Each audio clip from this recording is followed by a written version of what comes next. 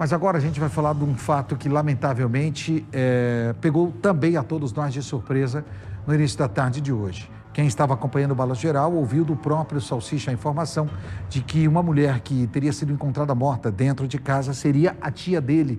E, de acordo com as investigações, existia ou existe a suspeita de que o primo dele teria matado a própria mãe. A nossa equipe foi para lá, afinal, nesse momento, todos nós ficamos chocados com o que aconteceu. J. Júnior conta as novidades e as últimas informações desse caso que pode levar aí a um crime bárbaro. Um jovem, eu digo jovem porque, na verdade, um homem de 48 anos, mas jovem ainda, em surto, é suspeito de ter matado a própria mãe. Veja só. A tragédia familiar foi nessa casa, no centro da cidade de Jandaia do Sul. Aqui era onde Dona Maria de Lourdes, de 76 anos, morava com um filho, de 48 anos, que acabou sendo preso como o principal suspeito pela morte da própria mãe. Ex-professora da cidade, Dona Maria de Lourdes era bastante conhecida e querida pela comunidade.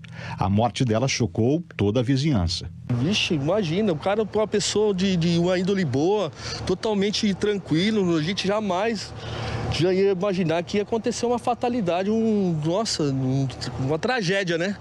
Uma tragédia, e foi difícil mesmo. A idosa foi encontrada morta na manhã de segunda-feira, pela filha que foi visitar a mãe e o irmão. Dona Maria foi encontrada morta naquele quarto. Quem encontrou a cena foi a própria filha da senhora.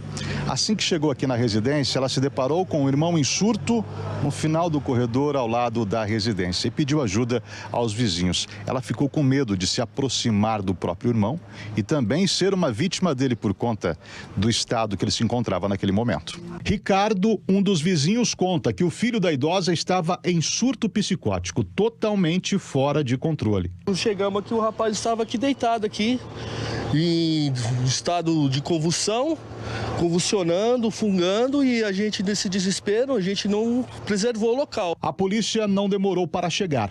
O delegado explica que o homem teria pulado da janela e caído onde foi encontrado. No local a gente chegou, os primeiros a chegarem foi a equipe da Polícia Civil. Na ocasião, nós conseguimos ver um homem que é depois identificado de 48 anos. Ele foi identificado como filho de uma idosa que estava em um dos cômodos da residência. Aparentemente, ele quebrou as grades da janela do quarto dele e pulou para o lado de fora. O filho, suspeito de matar a mãe em meio a uma crise, foi detido e primeiro encaminhado ao hospital. Chegou a Defesa Civil, aí com a Polícia Militar e mais a Polícia Civil, e a gente foi em 6 pessoas para conter o rapaz aí, cara. Ele estava em surto. Ele estava em surto, fungando, e ele estava totalmente alterado. O estado dele estava totalmente alterado. A princípio, a gente entendeu que era melhor ir para o hospital, considerando aí a possibilidade dele ter ingerido uma série de medicamentos e algo que pudesse complicar a saúde dele. Mas preliminarmente o médico informou que ele não ingeriu nenhum tipo de medicamento. Ele recebeu um calmante só no hospital e aparentemente já recebeu alta e será conduzido aqui para a delegacia, onde será deliberado sobre a questão de flagrante. A polícia suspeita que o caso se enquadre em um crime de feminicídio, mas isso não está completamente claro. E a autoridade aguarda o laudo de necrópsia do IML, um Instituto Médico Legal. O corpo foi recolhido e encaminhado para o IML, onde será submetido à necrópsia, tá? Nesse momento, a gente está aguardando esse laudo para realmente afirmar ou não se houve um crime ali naquela residência, mas, considerando os elementos até então apresentados, considerando que em conversa informal com familiares, o principal suspeito, que é o filho dessa idosa, ele estava em um momento de crise e já é diagnosticado com esquizofrenia, segundo o que foi relatado. Ainda não foi apresentado nenhum documento que comprove isso. Tudo indica que a gente está diante de um caso de feminicídio. Não sabemos ainda as circunstâncias, a gente realmente vai precisar aguardar o laudo de necrópsia e o laudo de local de crime. Enquanto isso, o filho da idosa segue detido. Ele recebeu alta do hospital e foi encaminhado direto para a cadeia pública.